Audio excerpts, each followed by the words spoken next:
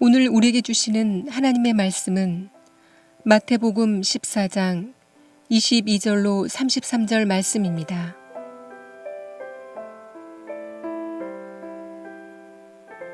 예수께서 즉시 제자들을 재촉하사 자기가 무리를 보내는 동안에 배를 타고 앞서 건너편으로 가게 하시고 무리를 보내신 후에 기도하러 따로 산에 올라가시니라.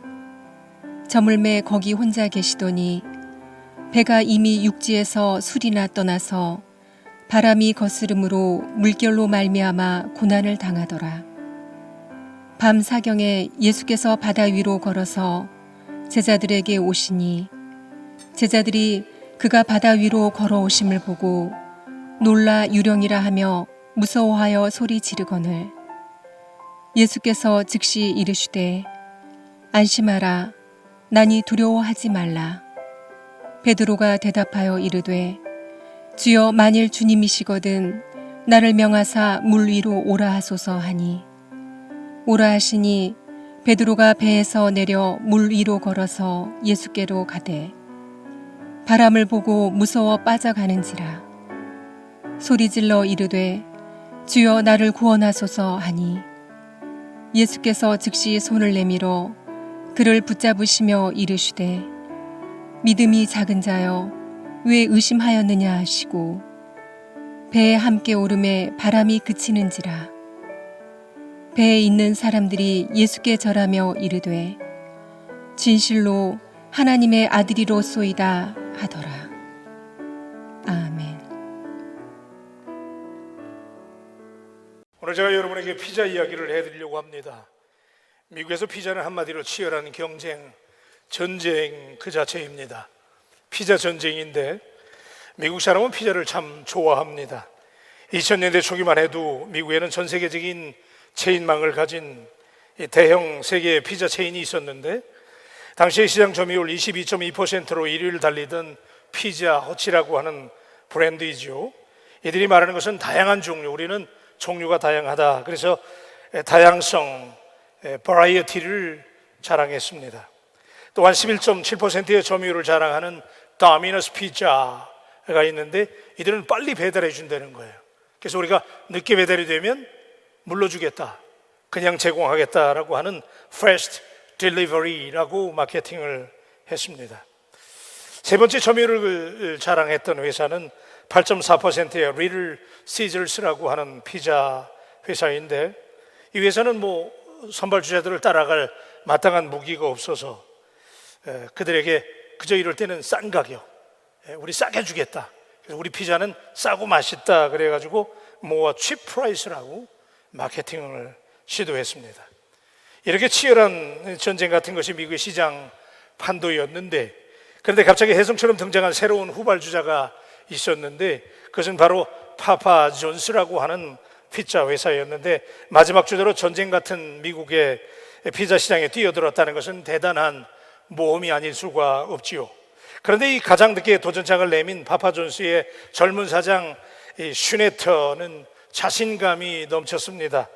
미국의 모든 피자 브랜드를 선점하고 먼저 달렸던 선발 주자들을 분석하고 아주 중요한 한 가지 가치를 발견을 했는데 미국의 시장 판세를 좌우하는 막강한 선발 기업들은 나름의 강점들을 내세우면서 치열하게 경쟁하고 있었지만 그들이 자랑하고 말하는 것을 가만히 들여다보니 피자 자체를 말하는 것이 아니라 피자 때문에 이루어지는 다양한 서비스, 싼 가격, 빠른 서비스, 그러니까 피자 자체를 자랑하는 게 아니고 부차적인 것을 마케팅하고 있다는 사실을 발견을 했습니다. 그래서 파파존스의 사장은 우리 파파존스의 피자는 최고의 재료, 최상의 피자라고 better ingredient, better pizza라고 피자 그 자체를 마케팅하기 시작해서 늦게 출발했지만은 가장 경쟁력이 있는 회사로 자리매김했다는 이야기를 여러분에게 소개합니다. 물론 최근에 도미노스 피자가 인공지능 우선이다, 그래서 로봇을 사용을 해서 우리는 피자를 만들어낸다라는 신종 전략을 들고 나왔고 리틀 시저스라고 하는 컴퍼니는 우리 역시도 최신형 로봇을 개발해서 로봇가 대량 생산을 하고 있다라고 마케팅을 해서 시장의 판도를 흔든다고 하는 뉴스가 전해지긴 합니다만은, 그러나 이 피자 전쟁 이야기 가운데 소비자에게 던져주는 핵심적인 메시지는 도대체 무엇입니까? 피자는 음식이기 때문에 맛이 생명이라는 것이지요. 맛을 빼놓고 무엇을 이야기하더라도 그것은 부차적인 것이고 메아리로 끝날 수밖에 없다는 것이지요. 사랑하는 바울 가족 여러분, 우리 크리스천 라이프도 마찬가지라고 생각합니다. 그리스도인이라고 하는 것은 맛이 있어야 됩니다. 질이, 퀄리티로 우리가 승부를 내야 되는데, 그리스도인이 내세울 수 있는, 내세워야 되는 최고의 퀄리티, 품질은 바로 하나님의 부르심, 그리고 그 부르심에 대한 확신, 그리고 그 소명에 대한 순종과 사단의 방해를 괴멸할 수 있는 능력 있는 기도가 우리 그리스도인의 삶의 핵심이라는 사실을 믿을 수 있게 되기를 축복합니다. 그래요, 신앙의 몸을 승리하기 위한 도전과 하나님의 은혜의 바다에 빠지기 위한 기도가 우리에게 핵심적인 것이지요. 오늘 말씀을 관찰할 때 우리가 눈여겨보아야 될 핵심의 메시지는 바로 이런 것들입니다. 크리스천 라이프의 가장 핵심적인 요소들이 오늘 본문의 이야기 속에 잘 녹아져 있습니다. 여러분 아시는 것처럼 주님께서 오병이어로 장정만 5천 명을 먹이신 후에 제자들을 배를 태워가지고 건너편에 가버나움으로 배를 태워 보내는데, 주님은 혼자 산에서 기도하러 올라가셨어요. 제자들이 홀로 배를 타고 그 익숙한 바다를 지나가는데, 가버나움으로 해서 가다가 한참 갔지요. 꽤 많이 갔을 때, 바다 중심부쯤에 이르렀을 때 갑자기 그들이 풍랑과 씨름을 하게 되고 광풍을 만나게 되고 위기에 빠지게 되면서 새벽 밤사경, 한 새벽 3시쯤에 예수님이 그 물결 위로 오시는데 예수님을 알아보지 못하고 유령이라고, 그죠? 에리저 고스트라고, 유령이라고 주님을 오해하지요. 그 당시에 이 바다는 지형적인 특성 때문에 종종 이런 풍랑이 자주 일어나서 파도의 높이가 한 2m 정도 이렇게 막 몰아칠 때가 많이 있는데, 제자들의 배가 아주 작은 배였음을 감안한다면 이건 제자들에게 굉장히 치명적인 위기였는데, 자, 그때 주님이 바다 위로 걸어오셨어요. 그죠?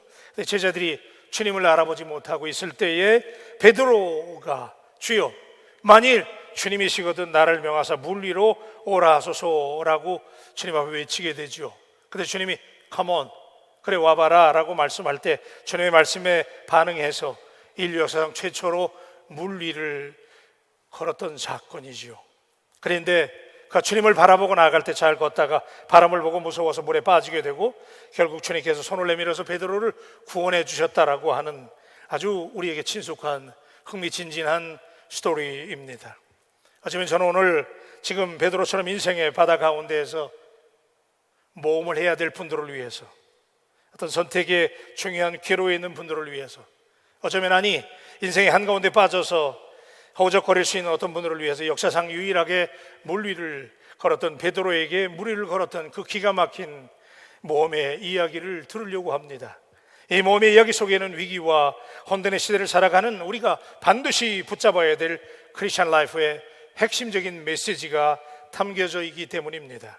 첫째, 베드로가 배에서 내려서 물 위로 걸어서 예수님께 가셨던 장면을 우리가 기억해 보십시다. 여러분, 예수님이 계시하는 여행은 언제나 불안합니다. 얼마 전까지 매우 흥미로운 기적의 현장을 체험했던 제자들이었습니다. 보리떡 5개와 물고기 2마리로 수많은 군중을 먹이셨던 믿기지 않는 드라마와 같은 기적을 현장에서 공유한 제자들은 아직도 가슴 떨리는 마음으로 가슴 절절하게 흥분과 감격이 남아있는데, 예수님 따로 산으로 기도하러 가시는 거예요. 그리고 그들을 그대로 남겨두신 채 배에 태워서 가버나움으로 떠나보내시는 예수님. 여러분, 그런데 제자들이 아직도 그 기적을 체험한 그 기억이 생생한데도, 그런데 이 기적 직후에도 위기가 찾아왔습니다.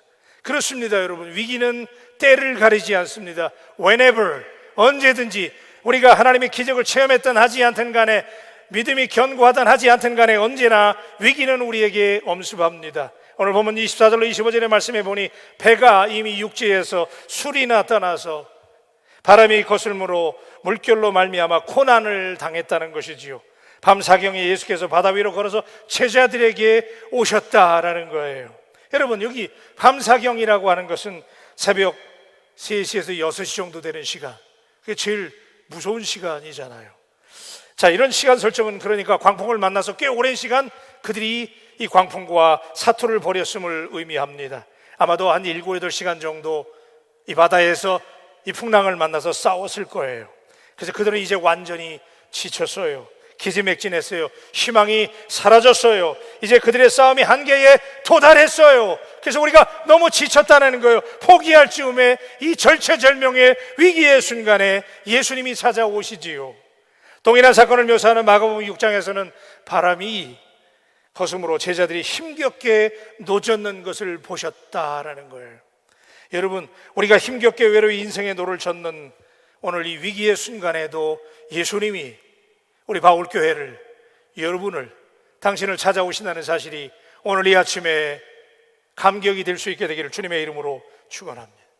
오늘 당신이 외롭게 인생의 씨름을 싸워 나갈 때, 인생의 바다 한가운데 풍랑을 만나서 외롭게 노를 젓고 있다면 오늘 기억하십시오. 우리 주님이 당신을 지켜보고 계신다는 것이지요.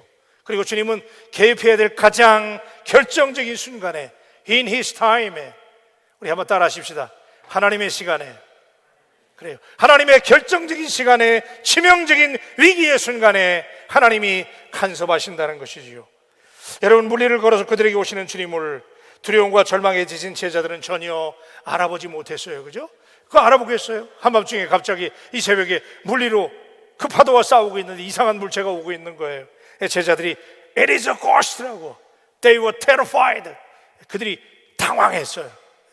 사람, 여러분, 우리가 위기를 당하면 이 당황이 되잖아요. They were terrified. It is a ghost라는 거예요. 귀신이라는 거예요. 주님을 알아보지 못하죠. 그럴 때 주님께서 내니 두려워 말라 라고 말씀하시죠. 근데 여러분, 대단히 흥미로운 장면은 29절에 등장을 하는데 베드로가 배에서 내려서 물 위로 걸어서 예수께로 갔다라는 거예요. 여러분, 이거 흥미롭지 않아요? 지금 이거 어디에? 바다 한가운데잖아요. 그런데 이 가운데 물 위로 걸어오시는 예수님을 향해서 베드로가 주님! 만약에 주님이시라면 나를 향해서 물 위로 오라 하십시오라고 주님께 요청하는 이 베드로의 모습이나, 이게 상식적으로 받아들이기 어렵잖아요. 그런데 그런 베드로의 이 호기 어린 행동이잖아요. 이거 지금 여기 육지입니까? 바다 위잖아요. 근데 바다 위로 주님 내게 오라고 명령해 주십시오라고 얘기하는 이 베드로를 향해서 Come on, 그래도 한번 와봐라 라고 말씀하시는 더 이상한 예수님이나, 이 도무지 우리가 납득할 수 없는 장면입니다. 이 살벌한 바다 위로 오라고 하신다니 정말 이해하기 어려운 대목이지요. 정말 대단한 제자 베드로와 더 대단한 주님의 모습을 오늘 이 아침에 만나게 됩니다. 이 상황이 도대체 당신은 납득될 수 있나요? 정말 대단한 제자 베드로와 더 대단한 주님을 보면서 이게 지금 제정신입니까? 여기 지금 맨땅이에요? 이 바다에서 일렁이는 파도와 사투를 벌이며 오랫동안 어부 생활에 잔뼈가 굵었던 베드로라는 사실을 전제한다면 베드로가 이 바다를 모를까요? 지금 여기 맨땅이에요? 바다잖아요. 베드로가 멘붕이었을 거예요. 그죠? 바다잖아요. 어쩌다가 주님 내게 명령하셔서 바다 위로 오라 하소서 했는데 지금 바다 위에 있는 거 아니에요? 놀라운 반전이지요. 자, 베드로가 배에서 내려서 물 위로 걸어서 예수께로 갔다는 거예요. 여러분, 동일한 내용을 다루는 마가복음 6장 48절에 보면 제자들이 힘겹게 노젓는 것을 보시고 밤 사경쯤에 바다 위로 걸어서 그들에게 오사 지나가려고 하시매 그랬어요. 여러분, 여기 지나가려고라고 하는 이 표현은 파레르 코마이라고 하는 단어를 사용하는데, 이 말은 중요한 어떤 의도를 가지고 삶의 현장에 계획적으로 끼어 들어와서 방문하시는 모습을 뜻하는 거예요. 그러니까 주님께서 지나가려고 했다고 그랬잖아요.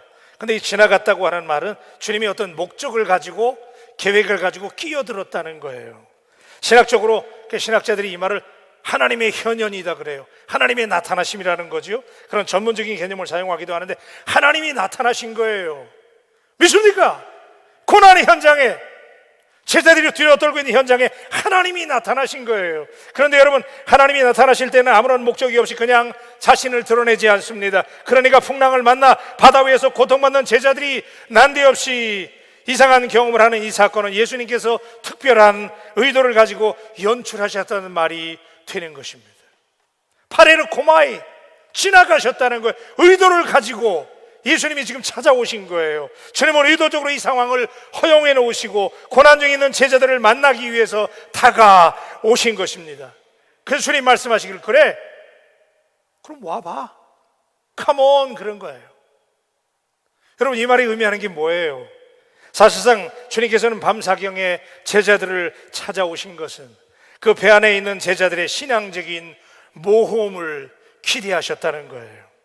여러분, 주님은 항상 우리에게 모험을 요구하심으로 믿음으로 모험하는 제자들의 모습 속에서 주님 자신의 성품을, 위대하심을 드러내기를 원하신다는 사실을 오늘 이 아침에 받아들일 수 있게 되기를 주님의 이름으로 축복합니다. 그런데 여러분, 그 많은 제자들 중에서 단지 베드로만 주님의 의도에 믿음으로 반응해서 모험을 선택했다는 점을 기억하십시오.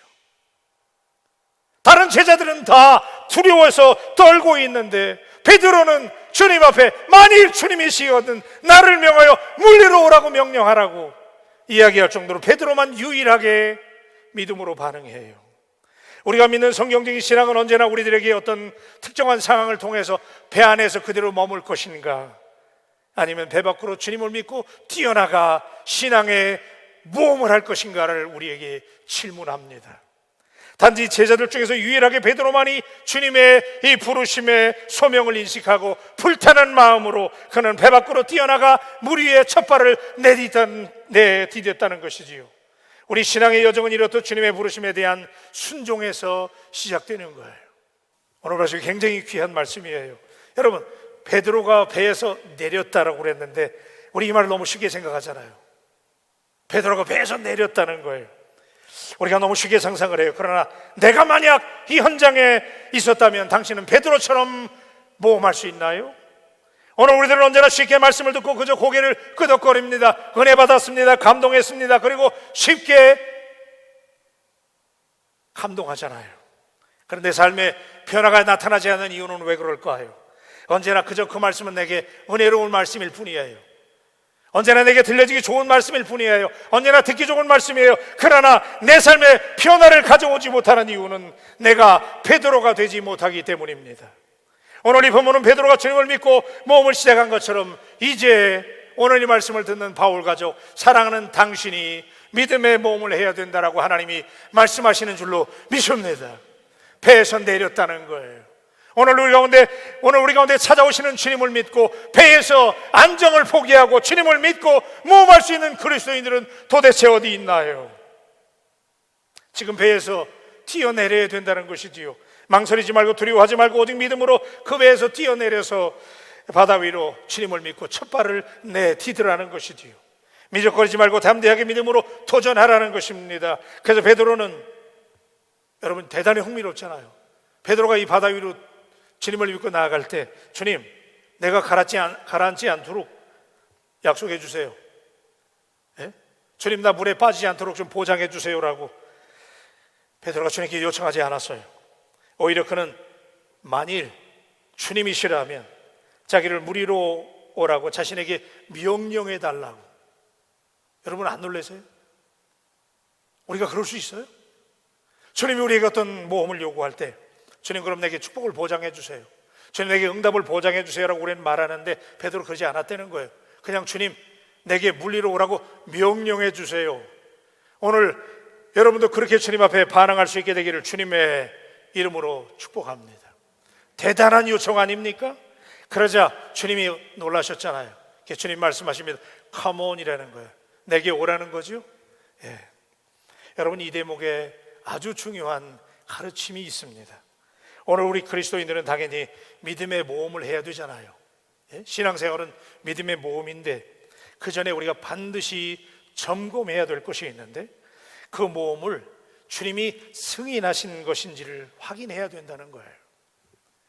그리스도인들은 신앙적 도전이, 우리에게 주님이 늘 우리에게 신앙적으로 모험하라고 하는데 이것이 무한도전이 아닌 이유는 주님의 부르심을 먼저 확인하고 감행해야 되는 모험이라는 점입니다. 오늘 너무나 많은 그리스도인들이 나름의 주님의 뜻이라고, 다 주님의 뜻이래요. 우리 그런 얘기 많이 하잖아요. 주님의 뜻입니다. 그래. 내가 이 주님의 뜻이래. 정말 주님의 확인을 받은 거예요? 베드로가 물 위로 그냥 뛰어들어간 게 아니에요. 충동이 아니었잖아요. 오늘 너무나 많은 그리스도인들이 하나님의 뜻이라고, 주님의 뜻이라고, 내가 주님의 소명을 받았다라고 다 하나님의 뜻을 말하는데 정말 하나님의, 주님의 컨포메이션을 받은 거예요?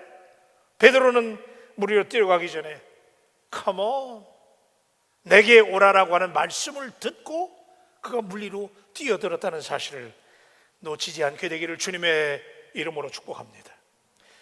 우리가 하나님이 우리에게 요구하시는 모험이라면 반드시 하나님께서 먼저 우리에게 부르시는 체험이 있어야 되는데 우리는 그렇지 않잖아요. 그냥 오늘 갑자기 다 하나님의 뜻이라는 거야.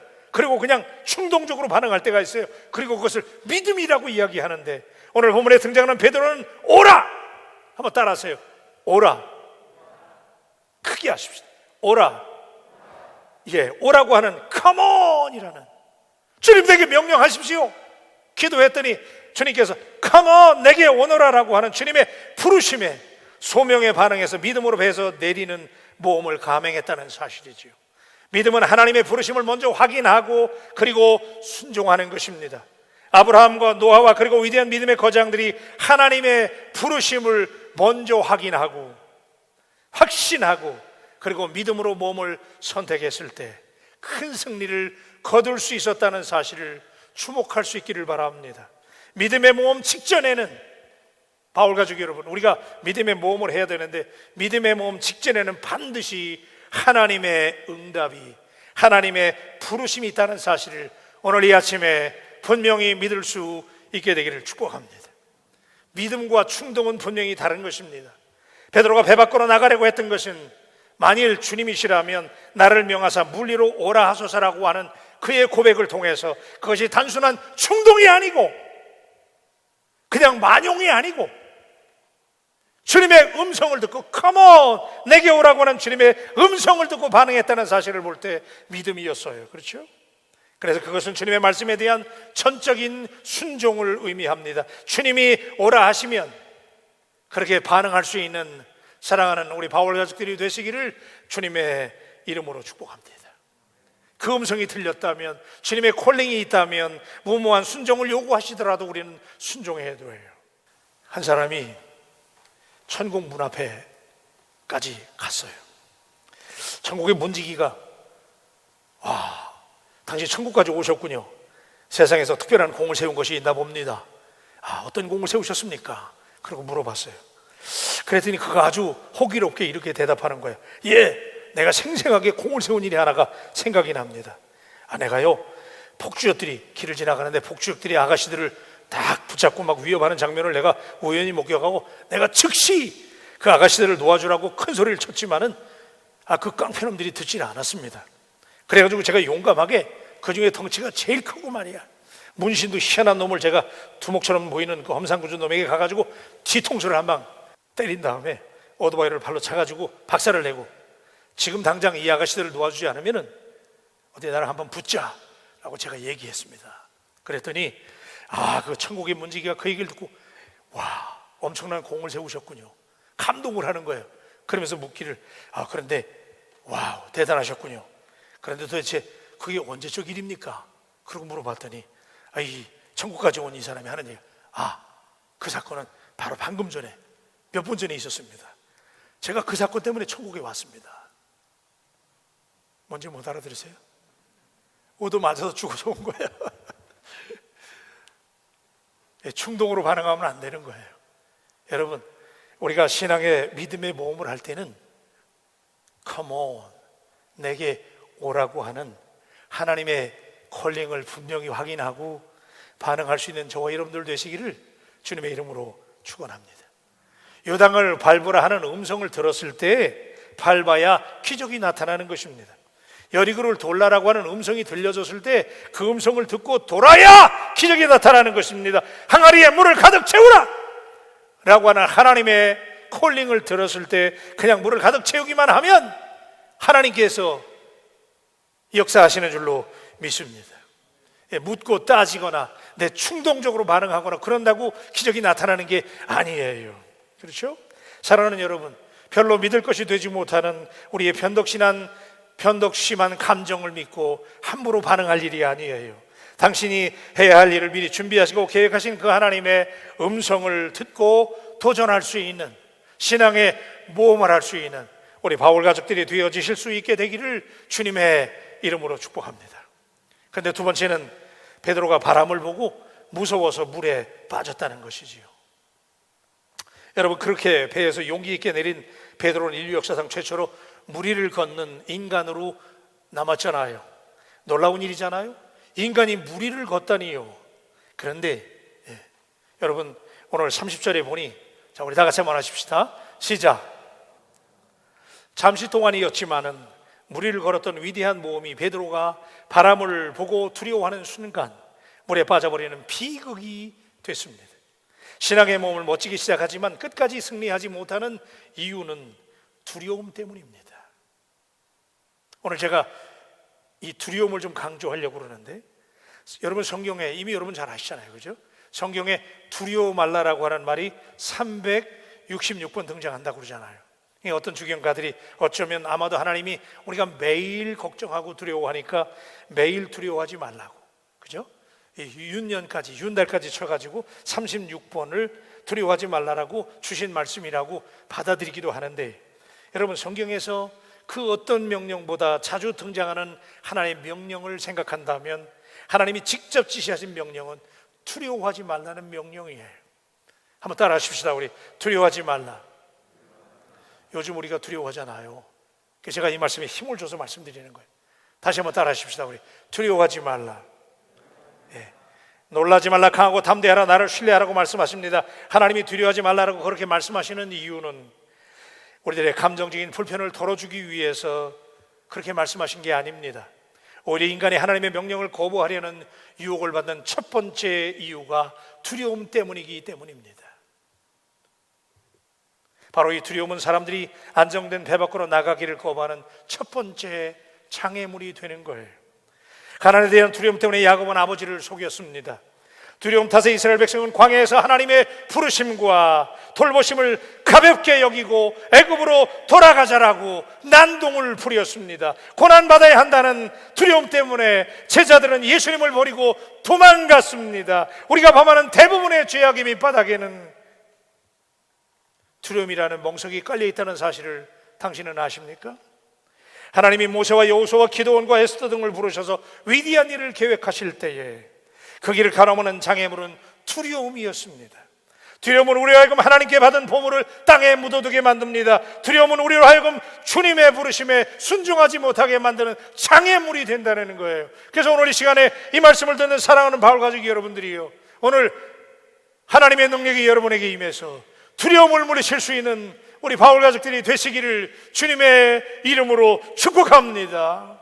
두려움 때문이에요. 두려움 때문에 하나님의 음성이 우리에게 들려지고 하나님을 하려고 하는 의욕이 생기다가도 꺾이는 이유는 도대체 어디 있는 거예요? 두려움 때문에. 여러분, 평안함 좋잖아요, 그죠? 우리가 평안한 거. 그런데 평안함은 종종 우리들의 영적인 성장을 방해하는 치명적인 유혹이라는 사실을 잊지 말아야 합니다. 지나친 안정은 매우 위험합니다.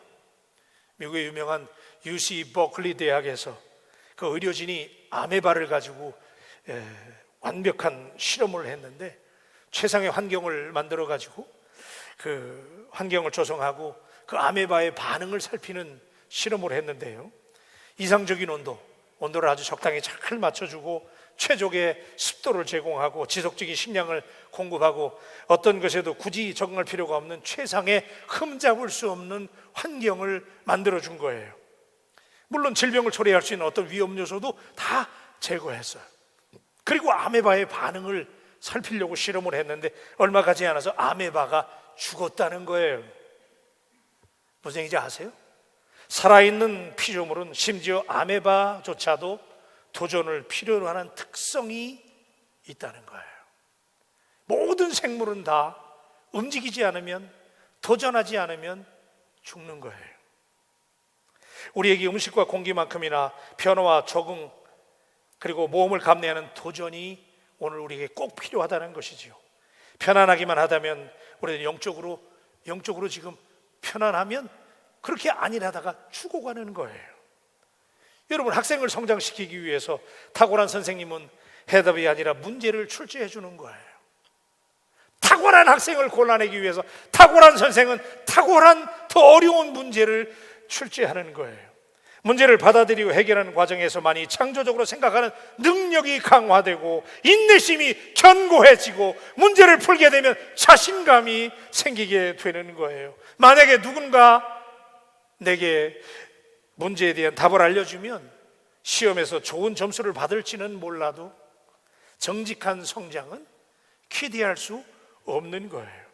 우리들의 몸도 노력하고 도전해야만 강해지듯이 우리의 몸과 영혼도, 사랑하는 바울 가족 여러분, 여러분의 영혼도 신앙적인 움직임이, 신앙적인 도전이, 신앙적인 모험이 있어야 성장한다는 사실을 오늘 이 아침에 믿게 되기를 주님의 이름으로 축복합니다.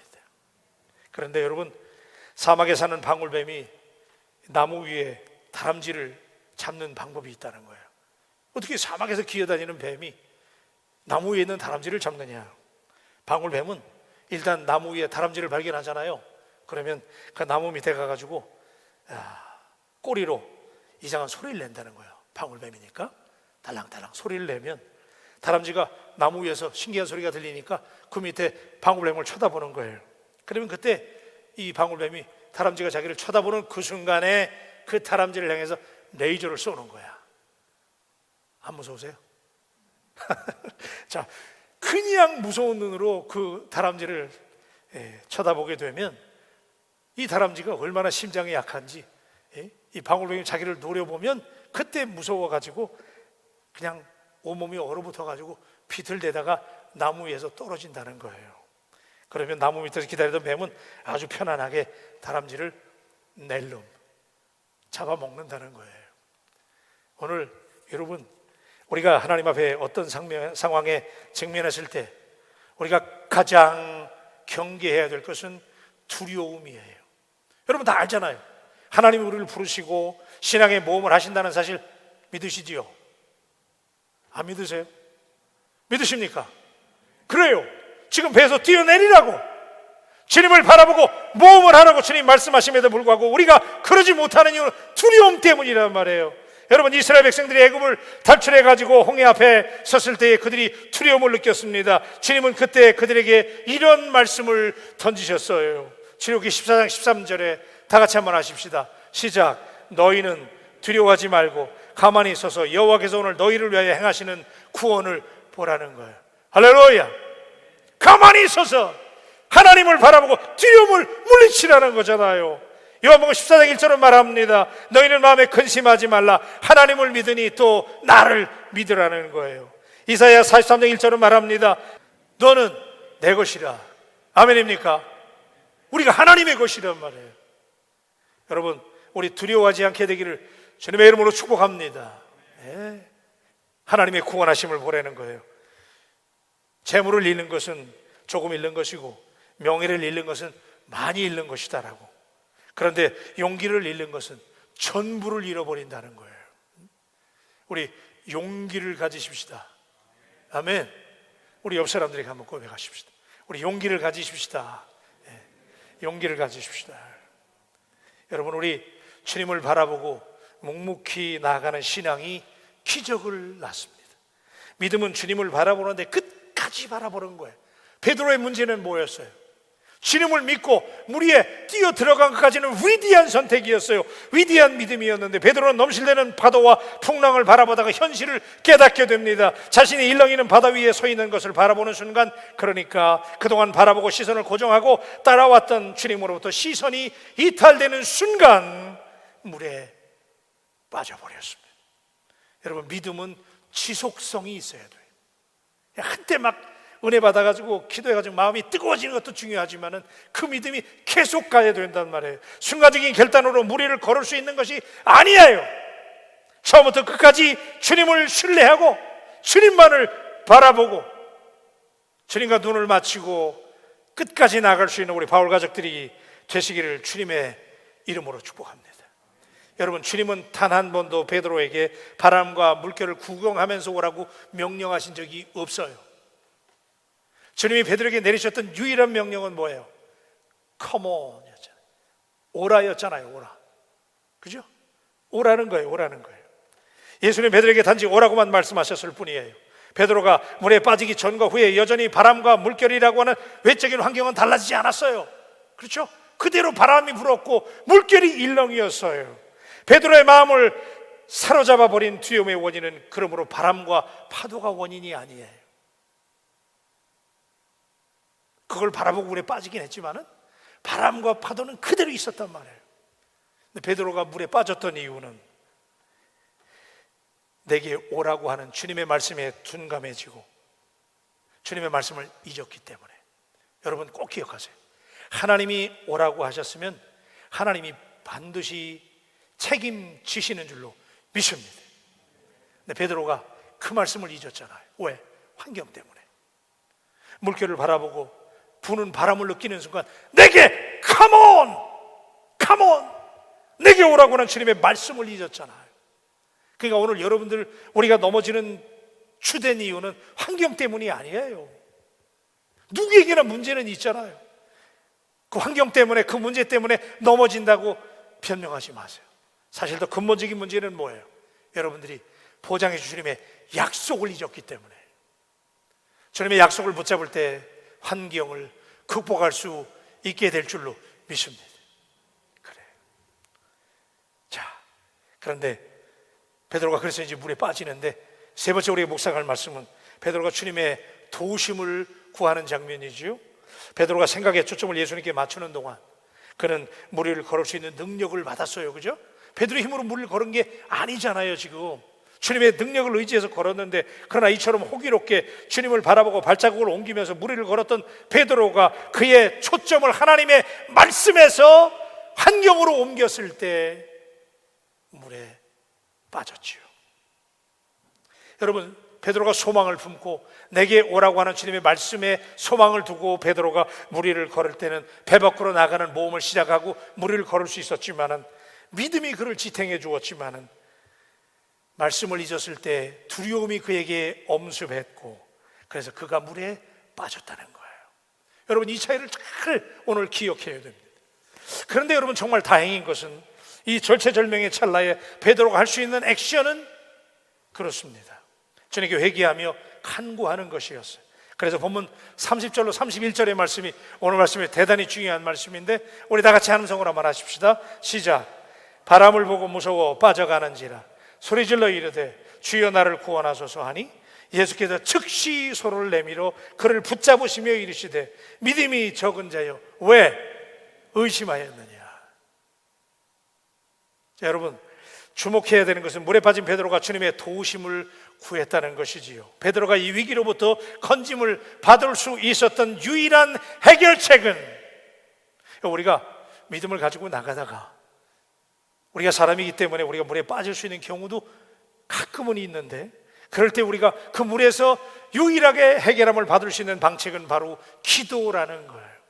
그래서 굉장히 우리에게 친숙한 말이지만, 여러분, 우리 다시 한번 확인하십시다. 우리 다 같이 한번 따라하세요. 기도. 크게 하십시다. 기도하자. 그래요. 어떤 인생의 위기에서도 기도는 우리를 건져내는 구명줄이 되는 것입니다. 어떤 절박한 환경 속에서도 기도는 우리들에게 기회를 제공해 줄 것입니다. 기도는 기적의 씨앗입니다. 그래서 빌립보서 4장 6절 말씀을 보니 이렇게 말씀하잖아요. 7절까지 우리 다 같이 합니다. 시작. 아무것도 염려하지 말고 다만 모든 일에 기도와 간구로 너희 구할 것을 감사함으로 하나님께 아뢰라.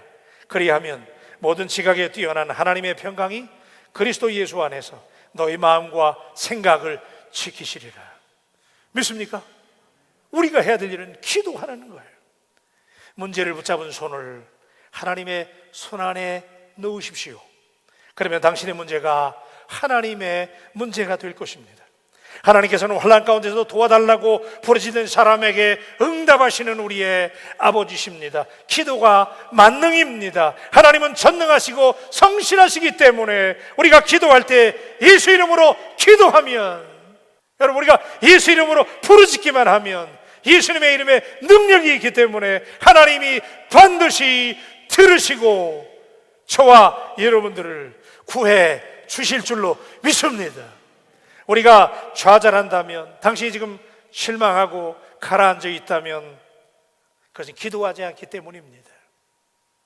오늘 저는 당신에게 분명히 말합니다. 하나님 앞에 무릎을 꿇을 수 있는 조건이 많을수록, 내게 문제가 많을수록, 하나님 앞에 울면서 기도할 수 있는 조건이 많을수록 오히려 결사적으로 하나님 앞에 나와 기도해야 되는 거예요. 기도가 축복이에요. 예레미야 33장 3절 말씀에 여러분 잘 아시는, 너는 내게 부르짖으라 내가 내게 응답하겠고 내가 알지 못하는 크고 비밀한 일을 내게 보이리라 그랬잖아요. 여러분, 하나님이 우리 모두의 문제를, 여러분의 사정을 다 아시는 줄로 믿으시면 아멘. 크게 아멘 하세요. 하나님이 여러분을 다 아신다고 믿으시면 아멘. 지금 여러분들이 몸을 선택해야 되는 중요한 순간에 있는 것도 하나님 아시고, 하나님이 당신을 지으셨기 때문에, 하나님이 여러분을 설계하시고 디자인하시고 여러분을 만드셨기 때문에 하나님은 여러분의 모든 문제를 나보다 더 잘 아신단 말이에요. 나보다 나를 더 잘 아시는 하나님 믿습니까?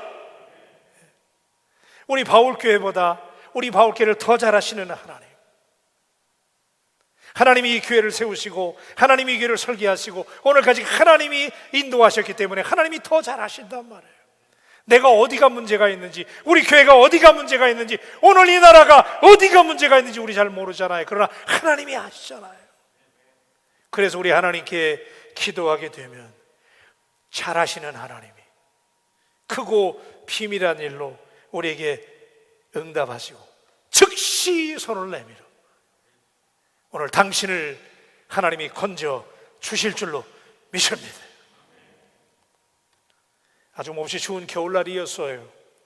하얀 눈으로 뒤덮인 시내와 외곽도로를 한 젊은이가 유유자적 자동차를 운전하면서 출근을 하고 있는데, 이 젊은이가 자신감이 넘치는 거예요.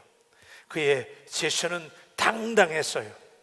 그도 그럴 것이, 그는 세계 최고의 자동차 도시인 디트로이트의 넘버원 최고의 메케닉, 자동차 정비사였어요.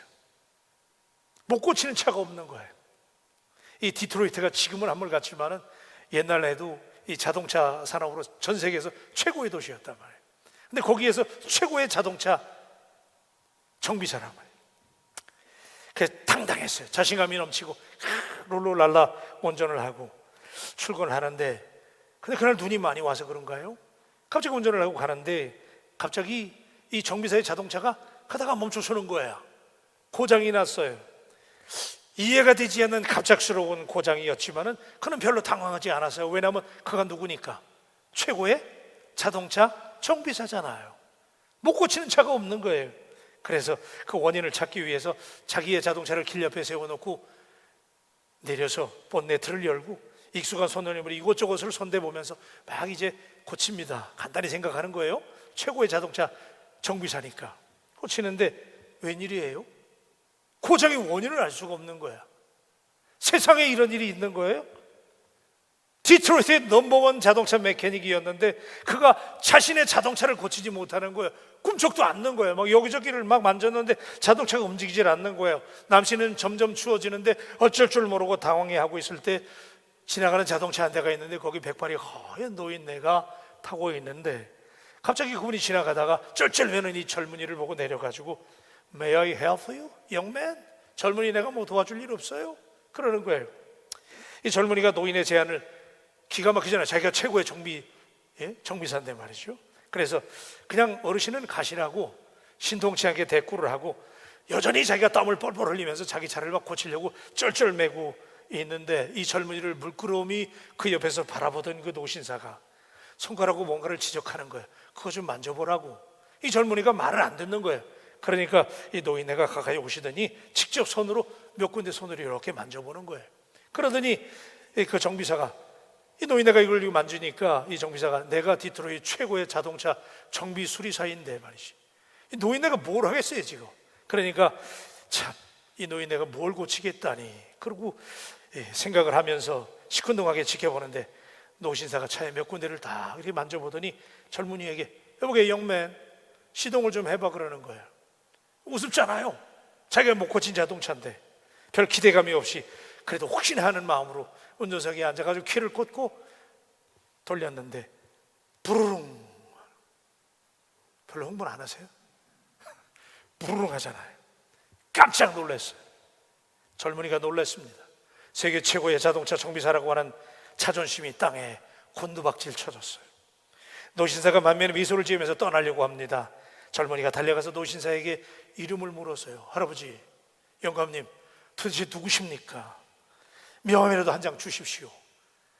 그 노신사가 자신의 자동차를 운전하고 떠나면서 젊은이의 손에 한 장의 명함을 손에 건네주고 그 자리를 떠났는데, 그 명함에 이렇게 적혀 있는 거예요. Ford Motors Corporation President 헨리 포드. 포드 자동차 회사의 회장 헨리 포드였어요. 자동차를 만든 사람이었어요. 여러분, 하나님이 여러분을 지으신 줄로 믿습니다. 하나님이 우리 모두를 아십니다. 내가 고난당하는 거, 내게 힘겨워하는 거 하나님 다 아세요. 나보다 더 나를 잘 아시는 하나님, 그 하나님 시편 145편 18절로 19절에 이렇게 말씀하시지요. 여호와께서는 자기에게 간구하는 모든 자, 곧 신실하게 간구하는 모든 자에게 가까이 하시는도다. 그는 자기를 경외하는 자들의 소원을 이루시며 또 그들의 부르짖음을 들으사 구원하시리로다 라고 말씀하세요. 사랑하는 바울 가족 여러분, 두려워하지 마십시다. 그리고 주님을 바라보고 믿음의 모험을 시작하십시다. 만약에 그러다가 물에 빠졌을지라도 기도하고 주님을 의지할 때 주님이 당신을, 우리를 건져 주실 줄로 믿습니다. 기도하십시다.